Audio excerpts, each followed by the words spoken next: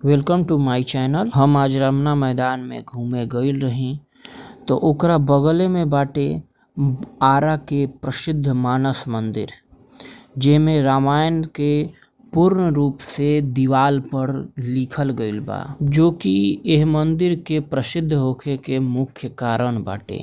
मंदिर के मुख्य दरवाजा पर जाएम तो सबसे पहिले सामने में तुलसीदास जी महाराज के दर्शन हुई, जिनकर मूर्ति लागेला कि कुछ लिखे के मुद्रा में बनावल गइल बाटे। हम थोड़ा जल्दबाजी में रही, जैसे हम अंदर तो ना जा सकनी, लेकिन रउरा सभे के बाहरे से हम हनुमान जी के दर्शन करवा देतानी। मंदिर में अंदर ना जाए के एक मुख्य कारण ई भी रहे कि हम बहुत सारा गंदगी वाला जगह से भी गुजरल रही, जैसे मंदिर में गइल उचित ना रहे। फिर भी भगवान के दर्शन तो भइल, बाहर से ही पर भइल नु।